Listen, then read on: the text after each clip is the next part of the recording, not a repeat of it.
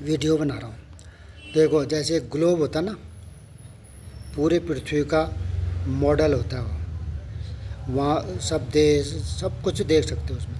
ऐसे यथा पिंडे तथा ब्रह्मांड, ये जो शरीर है पूरे ब्रह्मांड का मॉडल है। इसमें स्वर्ग भी है, नर्क भी है, तल अतल वितल तलातल रसातल महातल पताल भी है, भू भ स जन तप माँ ब्रह्म भी है। 3 लोक 14 भुवन इसके अंदर समाये हुए हैं और 72,000 नस नाड़ियाँ इस शरीर के अंदर हैं। उसमें 3 नाड़ियाँ मेन है, ईड़ा पिंगला सुषुम्ना। जो सुषुम्ना नाड़ी है उसको कुंडली सा भी बोलते हैं, ब्रह्म नाड़ी भी बोलते हैं। उतने 72,000 नस नाड़ियों में से जो एक नाड़ी है, ब्रह्म नाड़ी बोलते हैं, जिसकी वो जग गई, पीछे से जगती है, वो यहाँ तक आती है जहाँ चोटी रखते हैं। जिसकी वो जग गई वो ब्राह्मण शास्त्र की नज़र में। अब यहाँ कितने ब्राह्मण हैं ऐसे जो कुंडली को जगा के अपना कल्याण करे बैठे हैं। दूसरी बात, कर्म मार्ग, भक्ति मार्ग, ज्ञान मार्ग, 3 मार्ग होते हैं। कर्मों से तो आजकल कलयुग खत्म हो गया। भक्ति मार्ग में भी समर्पण भाव होता है, पूजा पाठ ये सो क्या, भगवान तू जान, तेरी कृपा करुणा जाने, मेरा कुछ नहीं तेरा ही है।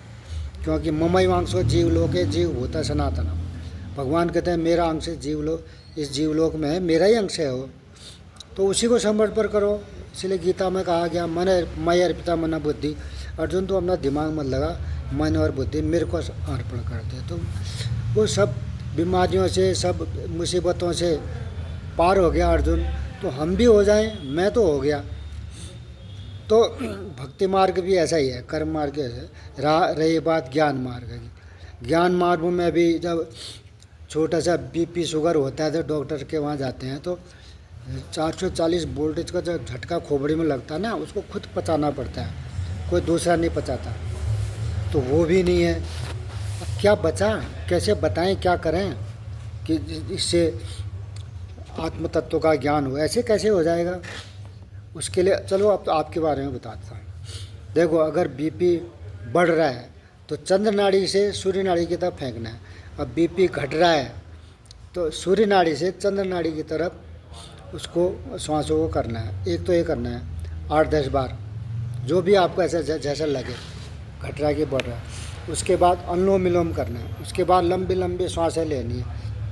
लंबी लंबी सांसें लेने के बाद 10, 15, 20, 25 अपने आप ही डाउन आ जाएगा वो। और उसके बाद लंबी सांस लेनी है, ऐसा करना है, तो दिमाग के नसें खुलेंगी। आइंस्टाइन था ना,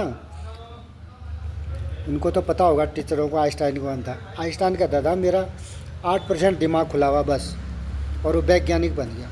और यहाँ जो भी संत महात्मा पहले होते थे, ब्राह्मण होते थे, उनके 21% दिमाग खुला रहता था।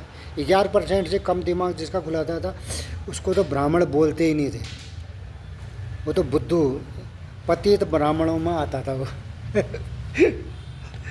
तो भ्रामरी प्राणायाम करना है, लंबी नाम खींची सांस, ऐसे 8-10 बार करना है। और जो हाई है तो चंद्र नाड़ी से सूर्य नाड़ी की तरफ, और लो है तो सूर्य नाड़ी से चंद्र नाड़ी की तरफ करना है। फिर अनुलोम विलोम करना है, फिर लंबी लंबी सांसें लेनी है, फिर भ्रामरी प्राणायाम करना है। ठीक है ना?